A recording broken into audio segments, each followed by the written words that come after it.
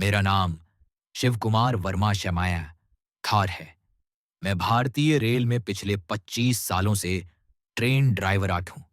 हजारों यात्राएं की हैं, दिन में, रात में, धूप में, तूफान में। लेकिन आज जो कहानी मैं तुम्हें सुनाने जा रहा हूं, वो किसी भी ट्रेन डायरी में नहीं मिलेगी, क्योंकि वो एक ऐसी यात्रा थी जो कभी दर्ज नहीं हुई। वो सर्दियों की रात थी, दिसंबर का महीना। मैं उस दिन कोलकाता मेल सारान चला रहा था, डाउन रूट पर, हावड़ा से कटनी की ओर। मेरे साथ असिस्टेंट था, राजेश यादव, जो अभी अभी प्रमोट हुआ था। हम दोनों के बीच बहुत अच्छी दोस्ती थी। मजाक, चाय और रेल की आवाजों में बीतती रातें। रात के करीब 11:40 हो रहे थे। स्टेशन पीछे छूट चुके थे और अब सामने सिर्फ घना जंगल और अंधकार था। रेल की पटरियों पर कोहरा चिपका हुआ था, इतना गाढ़ा कि सामने की हेडलाइट भी मुश्किल से 20 मीटर तक रोशनी डाल पा रही थी। राजेश ने पूछा, सर, इतनी सर्दी में भी ये रूट क्यों भूतिया कहाँ जाता है? लोग कहते हैं देवलग्राम सेक्शन में शन में रात को कोई चलता है ट्रैक पर। मैं हंसा। अरे, लोग तो कुछ भी कह देते हैं। भूत प्रेत नहीं होते, बस डर होते हैं। लेकिन अंदर कहीं ना कहीं मैं जानता था। देवलग्राम सेक्शन का नाम मैंने भी सुना था। कई बार रात की ड्यूटी में वहां से गुजरते समय रेडियो सिग्नल गायब हो जाते थे। ट्रैक सिग्नल लाल हो जाता था और फिर अचानक हरा, जैसे कोई अदृश्य हाथ स्विच को छू गया हो। हम दायरा मील 217 मौज के पास थे जब पहली बार कुछ अजीब लगा। ट्रैक के किनारे एक औरत खड़ी दिखी, सफेद साड़ी में, बिखरे बालों के साथ।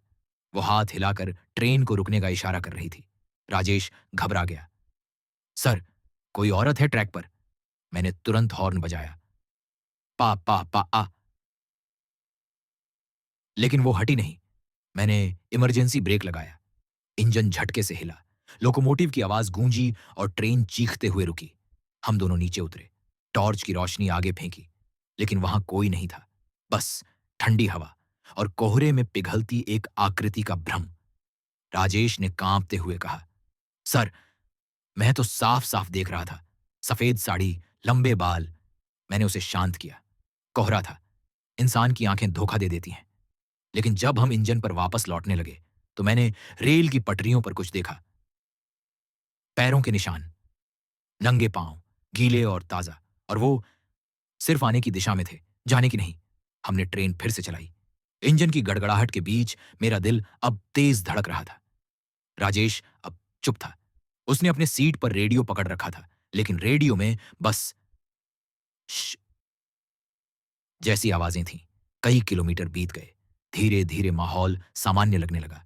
तभी रात के 12:46 परिशिनुक स्टेशन आया, देवलग्राम जंक्शन। लेकिन कुछ गड़बड़ थी।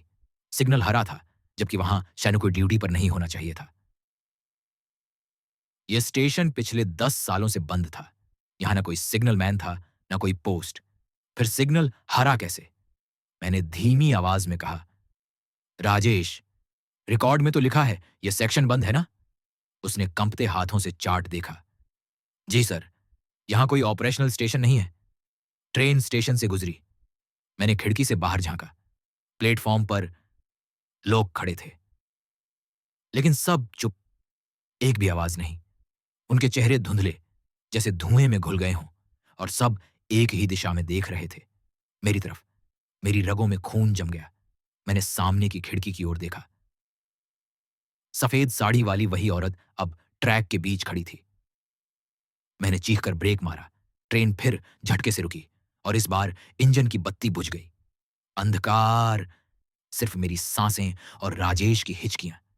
सर, वो वो अब इंजन के ठीक सामने है, उसने कांपते हुए कहा। मैंने टॉर्च उठाई, कांच के पार देखा, और वहां वो खड़ी थी, बस कुछ फीट दूर। चेहरा सीधा नहीं दिख रहा था, लेकिन उसकी गर्दन एक अजीब कोण पर झुकी थी, जैसे किसी ने मोड़ दी हो। तभी ट्रेन के अंदर लाइट झिलमिलाई।